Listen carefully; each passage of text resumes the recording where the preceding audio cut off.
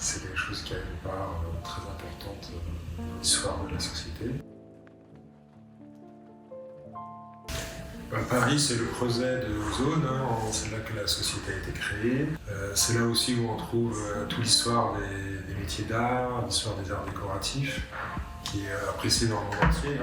Et ça peut être aussi à travers ces monuments, les monuments de Paris qui sont des sources d'inspiration. Donc on aime par exemple beaucoup le Palais de Tokyo, et Monsieur Bleu, qui est aussi un des plus beaux chantiers parisiens. On a la Grande Bibliothèque qui a inspiré la dernière collection Furtive. Donc au début d'Ozone, on aimait bien se promener sur le parvis de la Grande Bibliothèque. Moi j'aime beaucoup aussi le Palais Royal, c'est un endroit vraiment qui est à part. C'est vrai que la Grande Bibliothèque est magnifique, les Palais de Tokyo c'est vraiment notre ADN. Mais le Palais Royal a vraiment une magie et une justesse dans l'architecture et dans l'ambiance qui est vraiment incroyable, au centre de la ville. Donc on a beaucoup passé de temps dans le Marais, il y avait toute une communauté créative avec différents acteurs, que ce soit dans le parfum, que ce soit dans la mode, que ce soit dans le design.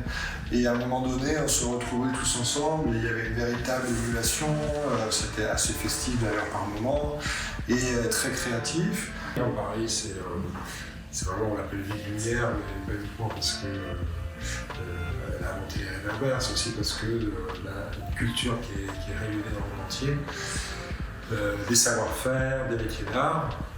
Parce que c'est vrai que Paris, pour moi, c'est énormément les Parisiens. Et ce sont les Parisiens aussi qui nous inspirent énormément dans leur façon d'être et dans leur façon de s'habiller et dans les expositions qu'ils réalisent et dans tout ce qu'ils font. Parmi ces Parisiens, il y avait donc Régis Botta que nous avons rencontré, qui est venu dans notre showroom et avec lequel vraiment il y a eu un excellent contact et on a commencé à rapidement travailler ensemble et on a souhaité, je pense, de part et d'autre travailler sur une collection qui s'appelle Les Parisiennes.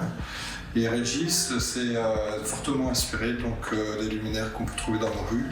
Dans sa collection, d'ailleurs, il a repris un titre d'inspiration, les endroits de Paris qu'il aimait bien.